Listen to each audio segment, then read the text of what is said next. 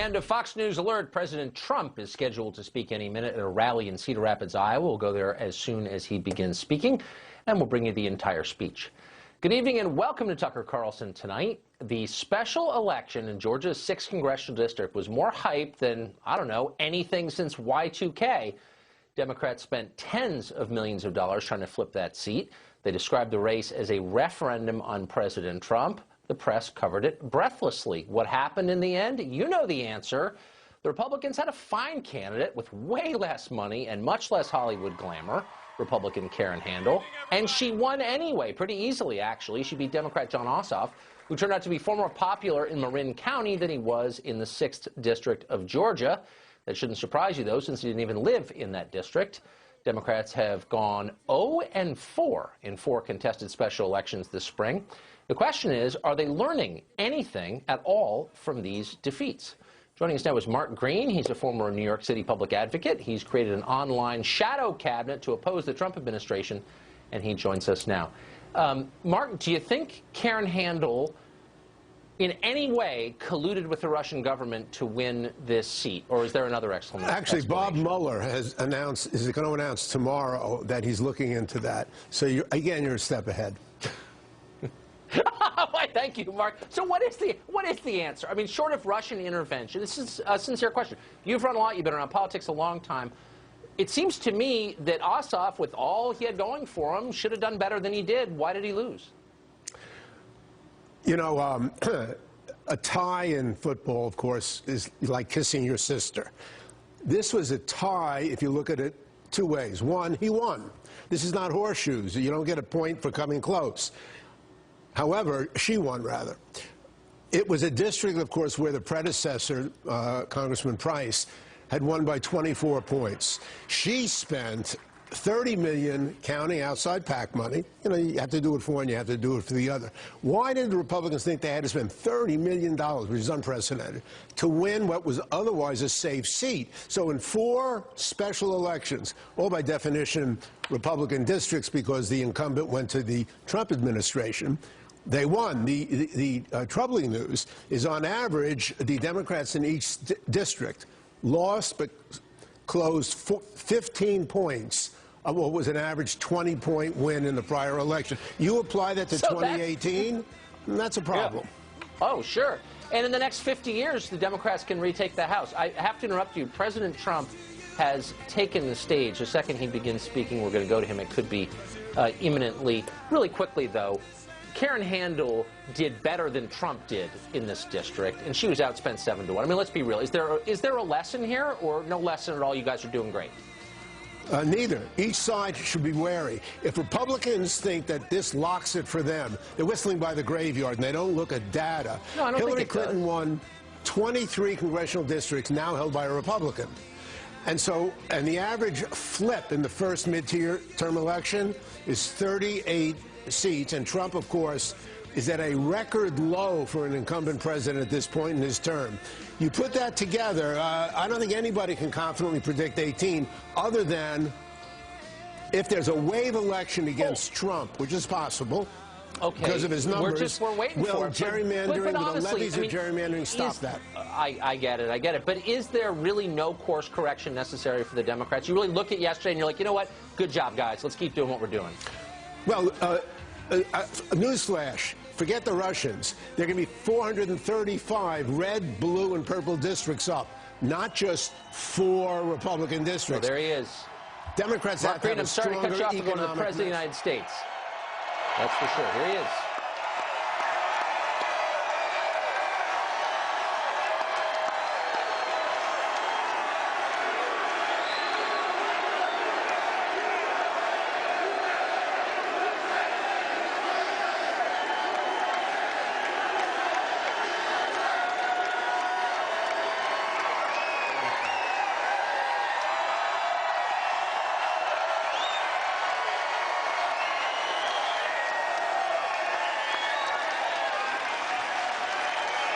Thank you, everybody. It is great to be back in the incredible, beautiful, great state of Iowa.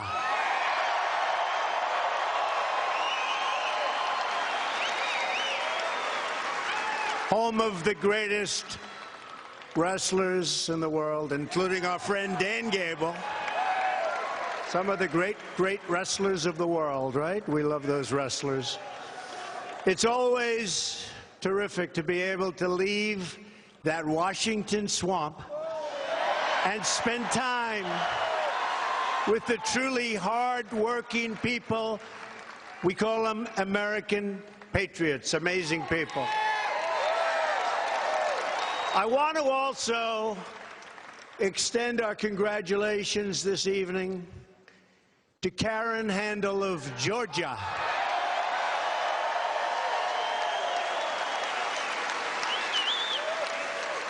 And we can't forget Ralph Norman in South Carolina. He called me and I called him. He said, you know, last night I felt like the forgotten man. But he won, and he won really beautifully, even though a lot of people didn't show up because they thought he was going to win by so much. It's always dangerous to have those big leads. But he won very easily, and he is a terrific guy. And I'll tell you what, Karen is going to be really incredible. She's going to be joining some wonderful people and doing some wonderful work, including major tax cuts and health care and lots of things. Going to be reducing crime, and we're securing that Second Amendment. I told you about that. And that looks like it's in good shape with Judge Gorsuch. That looks like it's in good shape. I'd like to also take this moment to send our thoughts and prayers to our courageous friend, somebody that I've gotten to know very well, Steve Scalise, and everyone recovering from the assault.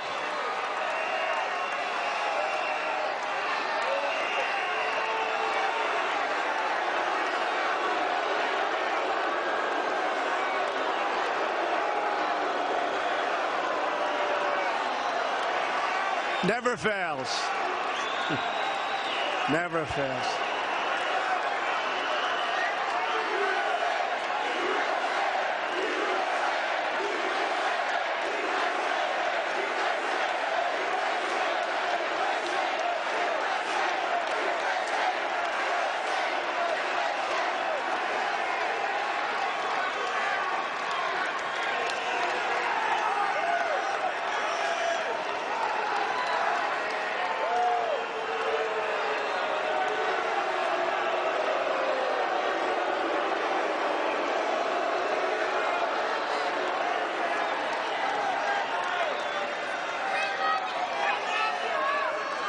Thank you. Thank you. And we love our police. We love our police.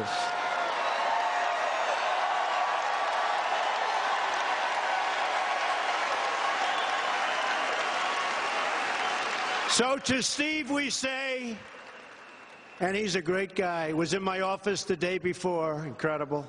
We're praying for you. We're pulling for you. You have our absolute support and our deepest admiration.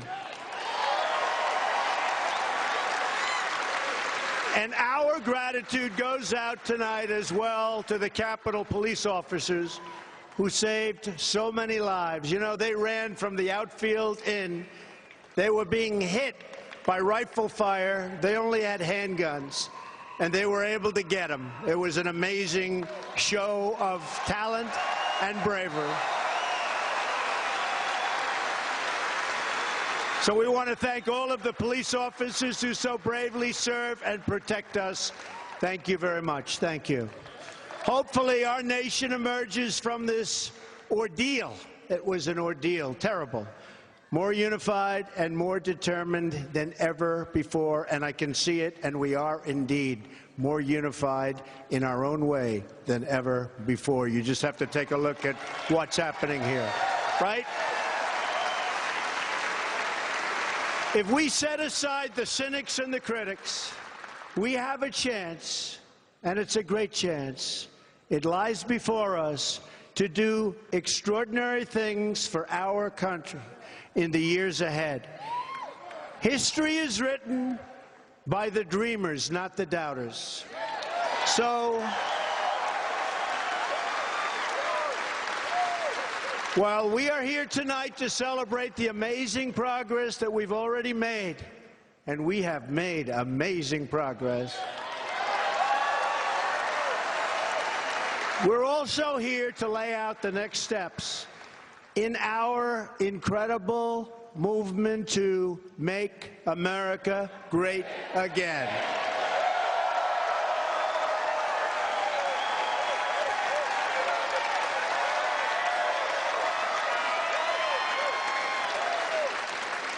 Everyone gathered in this arena is bound together by common values. You love our country, you obey our laws, you honor our traditions, and you care for your families and you love your communities. All you want is a government that shows you the same respect and loyalty in return. You believe that America must protect and defend its own citizens. With that conviction deep in your hearts, you showed up on Election Day, November 8th, and voted to put America first. It's about time. It's about time.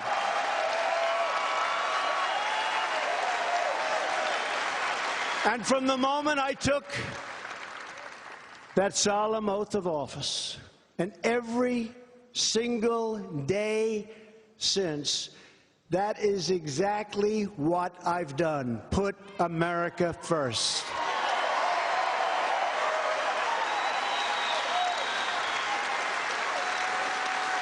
After years of sending our jobs and our wealth to other countries, we are finally standing up for our country. And you see it happening. You see it happening. You see what's going on. Jobs are just about the best they've ever been. We've created almost $4 trillion in wealth. If you look at your stock values and you look at what's going on with our country, but we've created tremendous wealth.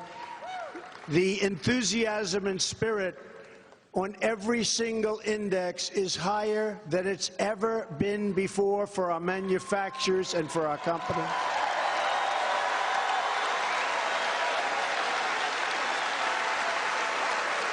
After spending billions of dollars defending other people's borders, we are finally going to defend our borders.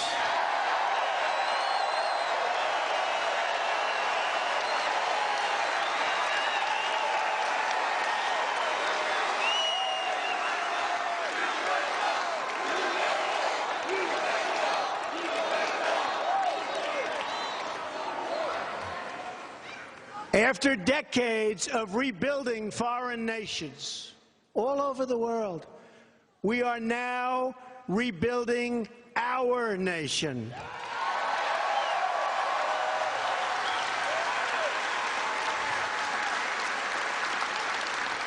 As of a few months ago, our country has spent $6 trillion in the Middle East, wasted, and the lives, thousands and thousands and thousands of lives. $6 trillion and thousands of young, beautiful lives. We started 16 years ago, and it's in far worse shape than it was 16 years ago, by many times over. So we spent all of this money, all of these lives, and let me tell you, I came in and took over a very, very difficult hand, but we're going to get it fixed. That's what you put me here for. We're going to get it fixed.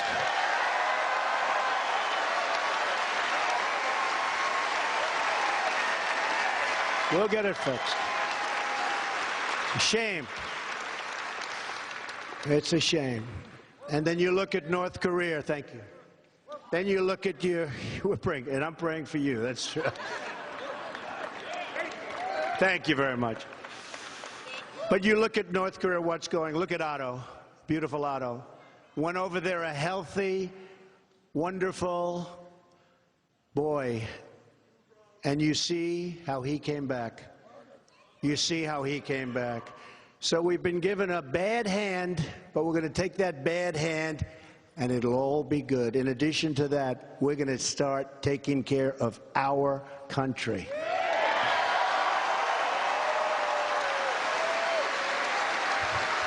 The people are the rulers of this country once again. One by one, we are keeping the promises we made to the people of Iowa and the people all over our country. We are not going to let the same failed and tired voices in Washington keep us from delivering the change you voted for and the change that you deserve,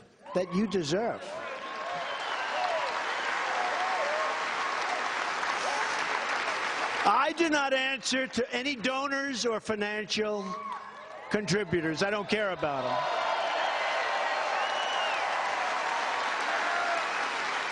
I am not beholden to any consultants or any of the very powerful special interests. I don't care about them. I have to do what's right. And if they're right, that's good. And we will never be intimidated by the dishonest media corporations who will say anything and do anything to get people to watch their screens or to get people to buy their failing papers.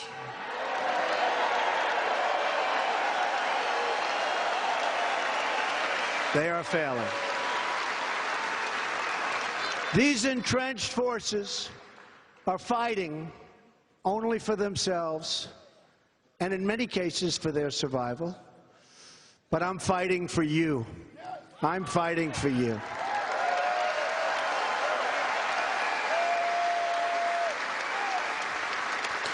Fighting for your hopes, because your hopes are my hopes.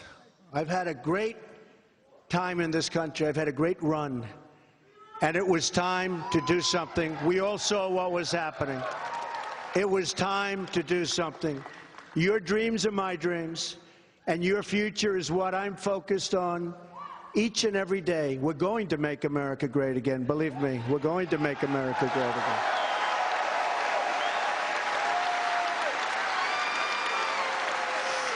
Here are just some of the historic accomplishments we've achieved in just a very short period of time. And I have to just preface it by saying, thank you, darling.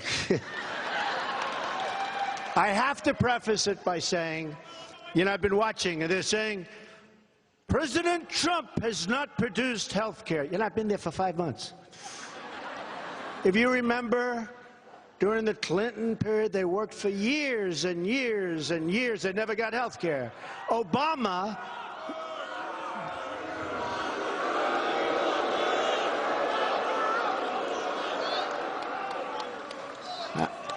although after listening to that testimony, I fully understand.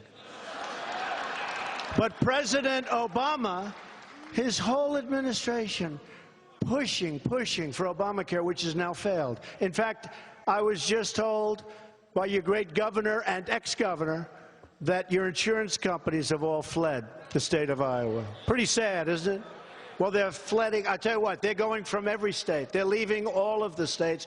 Obamacare is a disaster. It's over. And there's nothing to compare what we're doing. I hope the Republican Senate, if we went and got the single greatest health care plan in the history of the world, we would not get one Democrat vote because they're obstructionists. They're obstructionists. We wouldn't get one Democrat vote. If we came to you and said, here's your plan, you're going to have the greatest plan in history, and you're going to pay nothing, they'd vote against it, folks. Every single vote.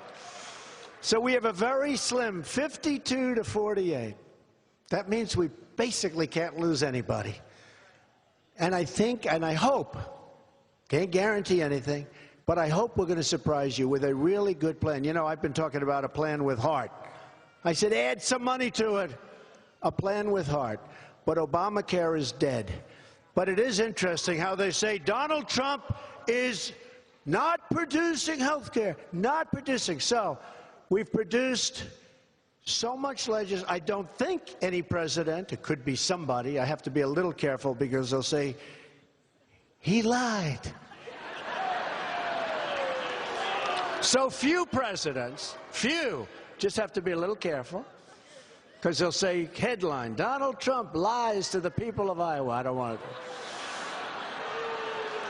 But very few have done what we've done when you look at the regulations, when you look at all of, you know, they were saying, but he didn't pass legislative bills. I think it's 38, and we're going to be talking about them. 38. And if you listen to them, 38. But, and some of them are really big, having to do with regulation, having to do with lots of different things. But we're working really hard on massive tax cuts. It would be, if we get it the way I want it, the largest tax cut in the history of the United States of America.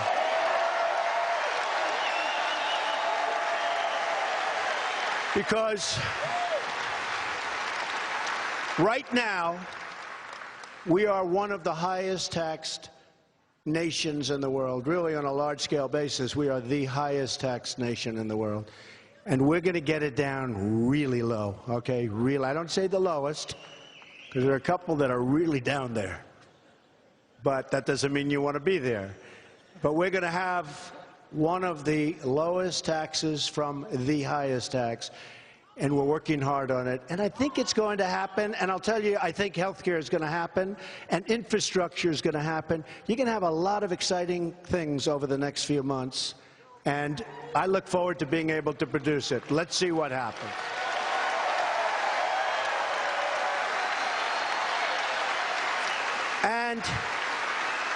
And by the way, if we had even a little Democrat support, just a little, like a couple of votes, you'd have everything. And you could give us a lot of votes, and we'd even be willing to change it and move it around and try and make it even better. It's going to have good heart, but even better. But again, they just want to stop. They just want to obstruct. A few votes, seriously, a few votes from the Democrats, it could be so easy and so beautiful, and you'd have cooperation. And their plan isn't working because they thought they were going to win last night in Atlanta. They thought they were going to win. And they've been unbelievably nasty, really nasty. And they thought they spent close to $30 million on this kid who forgot to live in the community that he was in. I mean, you know. Look, I'll tell you about the Democrats. I am making it a little bit hard to get their support, but who cares? But I'll tell you about the Democrats. They raised a fortune for him. They fought like hell. They said they were going to win. All of the television networks, other than Fox, which really has treated us fairly, by the way. They have.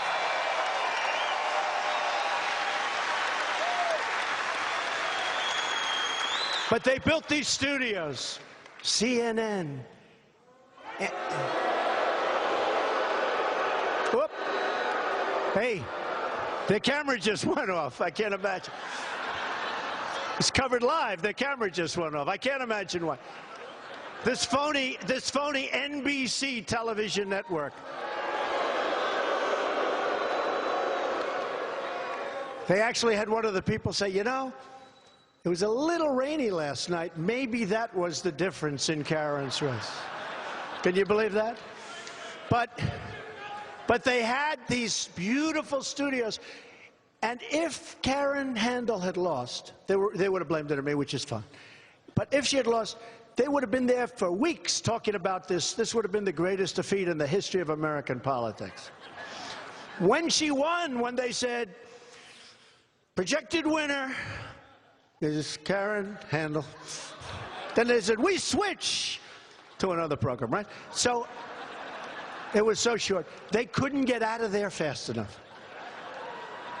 And don't forget, this happened in Montana, right? In Kansas.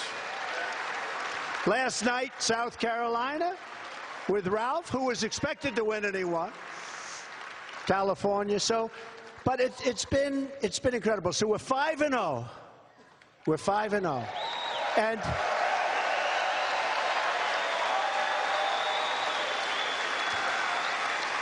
and they thought they were going to win at least like 3, right? Wouldn't you say? At least 3. And it would be a devastating defeat. The truth is, people love us, all of us. They love us. They don't get it. They haven't figured it out yet.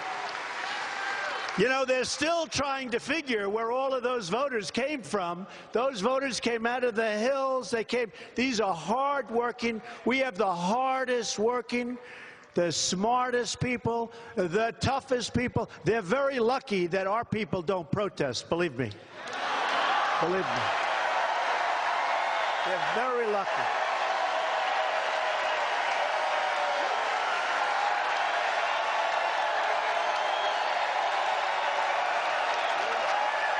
True.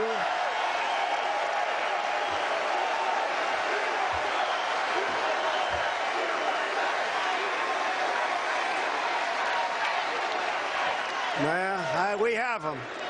We have the smart ones. We have the toughest ones. Great, great Americans. And Hillary said the deplorables. These are just the opposite, believe me, of the deplorables. These are just the opposite. We have a group, Bikers for Trump. You ever see them? They come by the thousands. Oh, my man. Look, how are you? We have the I didn't know you were here. They're here. Now we know we're protected. That's great. Good to have you, man. These are great people. And when I see them, I say, now we're safe. And they like Trump, and I guess we're well into the 90s. What do you think? The 90s, 95s.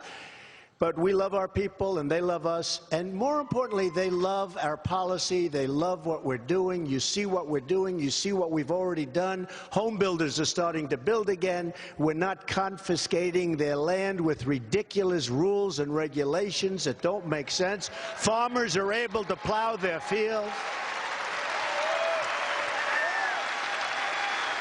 If they have a puddle in the middle of their field, a little puddle the size of this, it's considered a lake, and you can't touch it.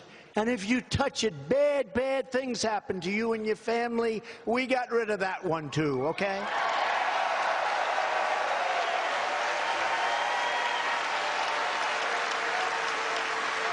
Unemployment is at a 16-year low. And manufacturing is doing phenomenally, and we have companies moving back. They're coming back. You know, in the state of Michigan, which has just been like an exit pool where car companies have left, I told them, you know what? You want to start leaving? You want to fire all these people? You watch what we're going to be doing. You watch what we're going to be doing. Not going to be too long. We have the legendary Wall Street genius Wilbur Ross here. He's our Secretary of Commerce. We have Gary Cohn, who is the president of Goldman Sachs. In fact, he's the president of Goldman Sachs. He had to pay over $200 million in taxes to take the job, right? So somebody said, why did you appoint a rich person to be in charge of the economy? I said, no, it's true. And Wilbur's a very rich person in charge of commerce. I said, because that's the kind of thinking we want. I mean, you know, really, because they're representing the country. They don't want the money. They're representing the country. And they had to give up a lot to take these jobs. They gave up a lot. When you get the president, this is the president of Goldman Sachs, smart. Having him represent us, he went from massive paydays to peanuts, to little tiny. I'm waiting for them to accuse him of wanting that little amount of money. They wanted that. But these are people that are great, brilliant business minds, and that's what we need, that's what we have to have, so the world doesn't take advantages of it. We can't have the world taking advantage of us anymore. And I love all people, rich or poor, but in those particular positions, I just don't want a poor person. Does that make sense? Does that make sense? If you insist, I'll do it. But I like it better this way, right? So we've achieved a historic increase in defense spending, and we've created a new office of accountability at the VA, our veterans, to ensure that our veterans get the care that they so richly deserve. Our veterans.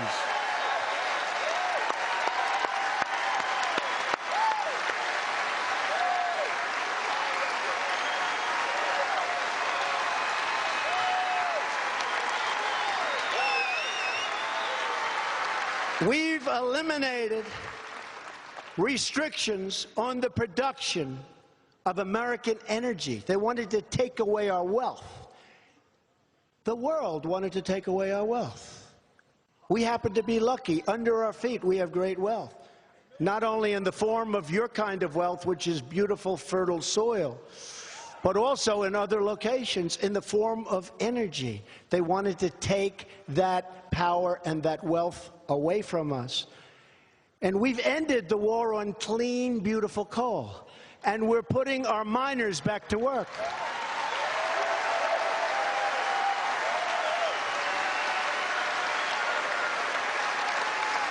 In fact, you read about it, last week a brand new coal mine just opened in the state of Pennsylvania, first time in decades. We've reversed it. And 33,000 mining jobs have been added since my inauguration. And again, we're going to have all forms of energy. But coal is something we have a tremendous advantage of. But we're going to have all, whether it's natural gas, whether it's alternative sources, we're going to have everything. But a power is coal. It's a power for our electric different plants and for our furnaces. It's a power. We use electric, we use wind, we use solar, we use coal, we use natural gas. We will use nuclear if the right opportunity presents itself. We're going to be strong for the future. We're going to be strong for the future. I don't want to just hope the wind blows to light up your homes and your factory.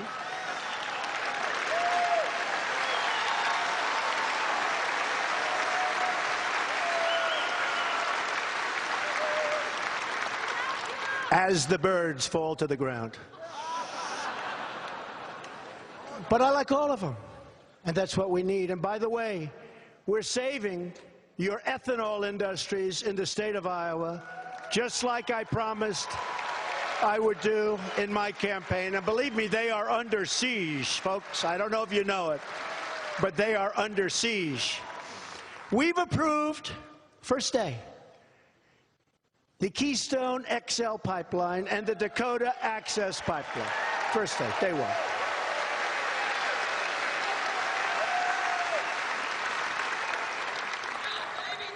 $38,000 jobs. And better for the environment, by the way. Better. Underground. Better for the environment and safer. Can you imagine the executive for Keystone who a year and a half ago was told it's dead and they have billions invested, they bought half of the pipe, and somebody walks into his office, probably a consultant that charged him tens of millions of dollars. Sir, the pipeline was just approved. Now, you know what he's going to do. He said, I did a great job, sir. I'm entitled to millions of dollars in consulting fees. It was just Trump approving the pipeline. We approved it. We approved it. It's good for the country. Right? My man. And by the way, speaking of that, when I'm signing for the XL pipeline and the Dakota, I said, by the way, who made the pipe? You don't want to know. No, not the USA, believe me. I said, who made the pipe? Now, in all fairness to them, they bought a lot of their pipe already, so it's a little hard to say, throw that away, we're giving you, you know. But I put a little clause, handwritten, It said, anybody builds a pipeline in the United States will use American steel and fabricate in America. No more taking it over on boats. Very simple.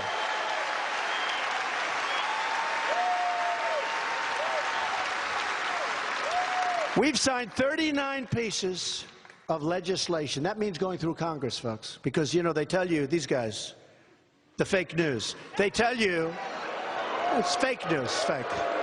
Not all of it. Some of it's good, and some of the people are great, actually, but some are real bad, and they're really fake. But if you listen to them, we didn't pass any. We passed 39. I'm not talking about executive orders, which we've signed a lot. I mean, we have really signed a lot. And we've gotten rid of a lot of really bad pieces that were signed by President Obama, believe me. But if you listen to the fake news, they say, like, he didn't pass any legislation. Everything's executive. It's wrong. 39 pieces as of today. Some of them very important. Now, my biggest pieces are yet to come. Hopefully, taxes. Hopefully, health care. Hopefully, infrastructure. And when they come, that won't be good enough either, so you watch. But we've also done a record number of resolutions to eliminate the job-killing regulations on our workers, our companies, and our farmers. They're gone. They're gone.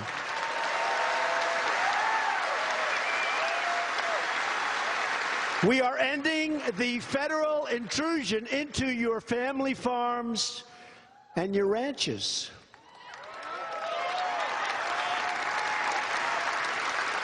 And we're also working very, very hard to get rid of the death tax so that you can pass your farms onto your children and onto your grandchildren. I don't know if we're going to pull that one off, but we're working very hard to do it. Right, Chris?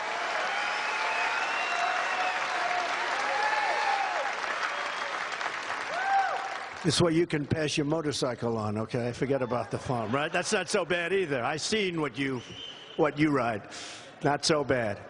But we're working on, I don't know if that one's going to get pulled off, but it should, because you should have a right. Why should you be double taxed? You should have a right to pass your farm onto your children and onto your grandchildren. You should have that right.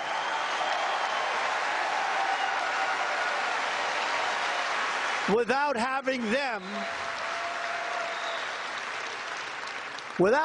them going out and borrowing a fortune, not being able to make payments, losing it to the banks. It's not fair, so we're working hard. Let's see if we pull it off. We're going to try very hard, I can tell you. I don't know, but we're going to try. No longer will the EPA be telling you how to run your business or do your job or live your life. Instead, it will focus on its true mission: clean air and clean, beautiful, crystal water, nice, beautiful, clean water. That's what we want, right? Right?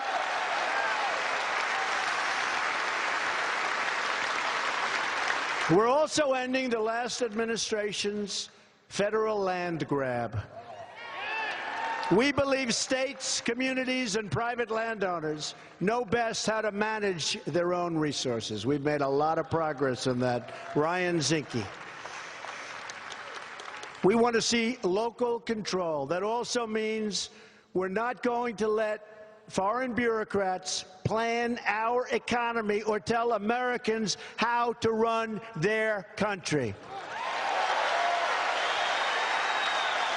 You know what I mean?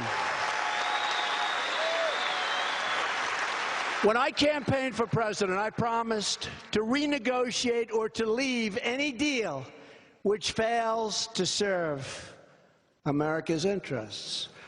And I'm not going to allow other countries to take advantage of the United States any longer. And for that reason,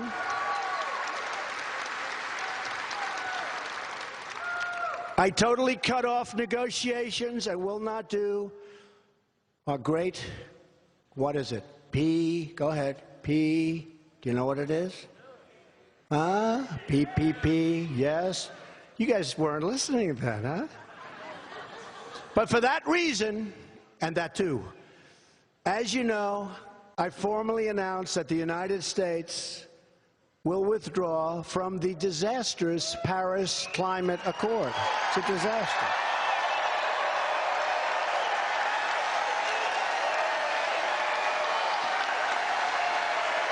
It's a disaster.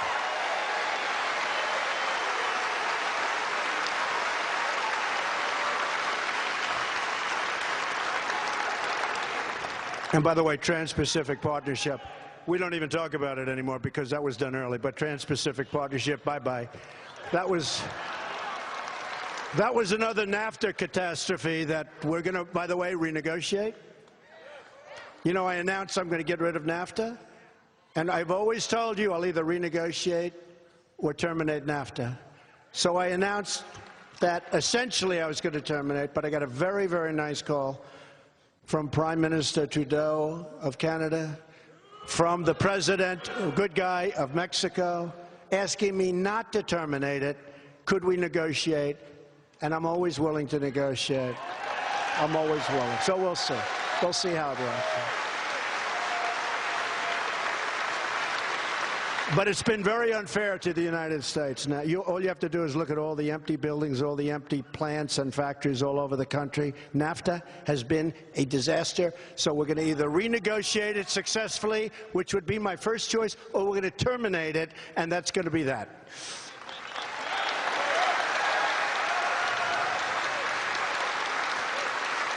Now, the Paris Agreement, and it's amazing how the people of this country get it, because the press covers it so unfairly. The Paris Agreement would have cost America millions of lost jobs and billions of lost dollars and put us at a permanent economic disadvantage. China doesn't kick in until 2030. I could tell you stories, I could give you stats, I could go on all day. It's a catastrophe if we would have agreed. And they all say it's non-binding. Like hell it's non-binding. When we get sued by everybody because we thought it was non-binding, then you can tell me it was non-binding. I was elected to serve the citizens of Iowa and Pennsylvania and Ohio and Michigan and Wisconsin and Florida and all 50 states and all 320 million American citizens.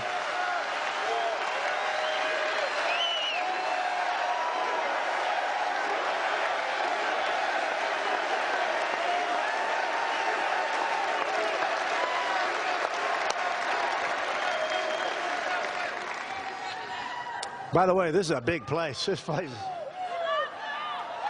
And you know, I used to say it during the campaign. I'm sure it hasn't changed, but we're not even campaigning, and look at this crowd. So, you know, it's easier during a campaign. The place is packed with thousands of people trying to get in. Look at the size of this place. They'll never show the crowd. They'll never show the crowd. They'll never show the crowd. That's the only good thing about the protesters, which we don't have very much of. I mean, this guy was blowing a whistle, you know. He's a Bernie Sanders guy. But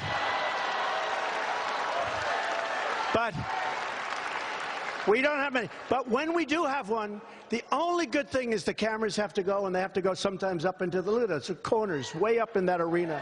Every seat is packed. Look at that. Every seat. Every corner is packed of this big, big arena, so it's an honor. Wouldn't it be great if they showed... You know, it's funny. I'd go home and my wife would say, Melania, who, by the way, has become very popular. They're liking her. They're liking her. But she'd say, I never saw the crowd, but it sounded like a lot of people. You know, you can tell. You can't imitate the sound of this many people. This is not like 500 people, 1,000. This is big stuff. You can't imitate that.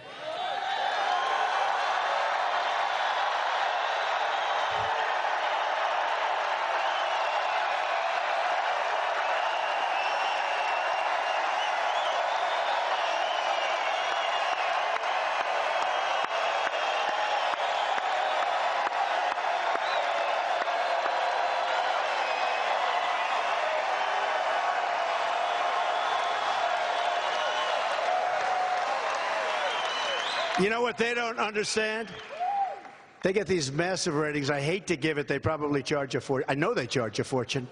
But all those television cameras, all those live ones, and I hate to do this, but they'd get even better ratings if they'd show that. And I try and convince them, but that they can't do. They just can't mentally handle that one. So it's one of them. But it's such a great crowd. To all of those people watching, it's an unbelievable place. It is a big, beautiful arena, and it is packed.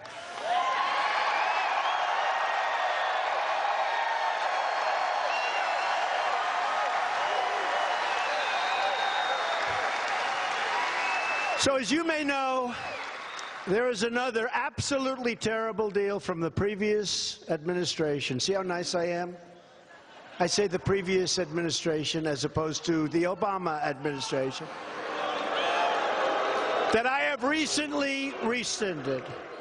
Last week I announced that we are canceling the prior administration's completely one-sided deal with the Castro regime in Cuba.